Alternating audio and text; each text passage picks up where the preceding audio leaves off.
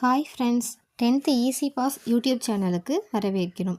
இன்றைக்கி நாம் 10ஆம் வகுப்பு தமிழ் பாடத்தில் இருந்து அரசு பொது தேர்வில் அடிக்கடி கேட்கப்படுற மிக முக்கியமான 7 2 மதிப்பெண் வினாக்களை மட்டும் பார்க்க போகிறோம். 2 மார்க் கொஸ்டின்ஸ்.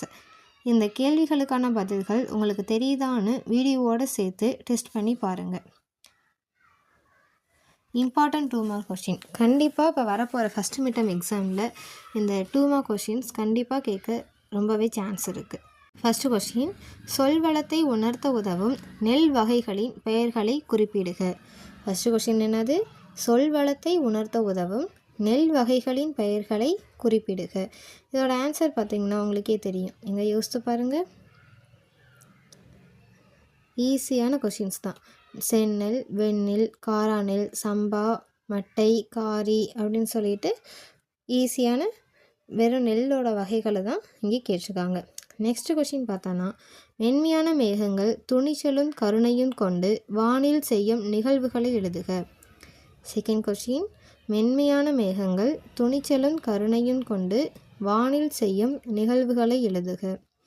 வானில் மென்மையான மேகங்கள் ஒன்று கூடி இடியும் மின்னலுமாக தோன்றி குளிர்ந்த மழையை பொழியும். தேர்டு கொஸ்டின் பார்த்தோம்னா, பலகை என்பதை தொடர் மொழியாகவும் பொது மொழியாகவும் வேறுபடுத்தி காட்டுக. பலகை என்பதை தொடர் மொழியாகவும் பொது மொழியாகவும் வேறுபடுத்தி காட்டுக. இது பார்த்திங்கன்னா ஃப்ரெண்ட்ஸ், அடிக்கடி கேட்குற கொஷின் இதுதான். பலகை என்பதை தொடர் மொழியாகவும் பொது மொழியாகவும் வேறுபடுத்தி காட்டுக.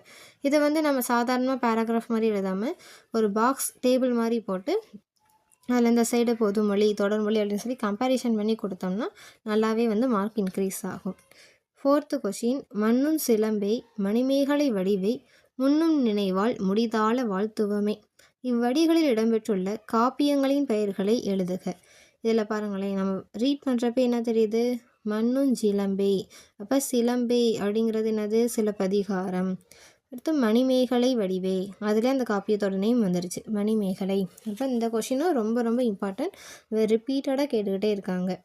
நெக்ஸ்ட் கொஷின், ஃபிஃப்த்து கொஷின், கொடுக்கப்பட்டுள்ள இரு சொற்களை பயன்படுத்தி ஒரு தொடர் அமைக்க. கொடுக்கப்பட்டுள்ள இரு சொற்களை பயன்படுத்தி ஒரு தொடர் அமைக்க. இதில் பார்த்திங்கன்னா எக்ஸாம்பிளுக்கு இயற்கை, செயற்கை, விதி, வீதி, அப்புறம் கொடு, கோடு, அந்த மாதிரி நிறையா இருக்கும். புக் பேக்கில் இருக்க இந்த கொஷினில் இருக்க எல்லாத்தையுமே நீங்கள் படிச்சுக்கணும். அது ரொம்ப ரொம்ப இம்பார்ட்டன்ட். எது வேணாலும் கேட்பாங்க. நெக்ஸ்ட்டு கொஷின், தமிழர்கள் வீசுகின்ற திசையை கொண்டு காற்றிற்கு எவ்வாறு பெயர் சூட்டியுள்ளனர். தமிழர்கள் வீசுகின்ற திசையை கொண்டு காற்றிற்கு எவ்வாறு பெயர் சூட்டியுள்ளனர். இதில் நம்மளுக்கு தெரியும் ஏற்கனவே கிழக்கு, மேற்கு, வடக்கு, தெற்கு. அப்போ வடக்கு வாடை, அப்போ வா வா அப்படின்னு சொல்லி வருதா, அதை வச்சு ஈஸியாக நம்ம வாடை காற்று அப்படின்னு சொல்லி எழுதிடலாம். நெக்ஸ்ட்டு தெற்கு தென்றல், தே தே அப்படின்னு சொல்லிகிட்ருக்கா, அப்போ அதை வச்சும் ஈஸியாக தென்றல் காற்று அப்படின்னு சொல்லி எழுதிடலாம். மீதி இருக்க 2 மட்டும் நீங்கள் படித்தா போதும். நெக்ஸ்ட்டு கொஷின், பகுபத உறுப்பிலக்கணம் தருக. கிளர்ந்த.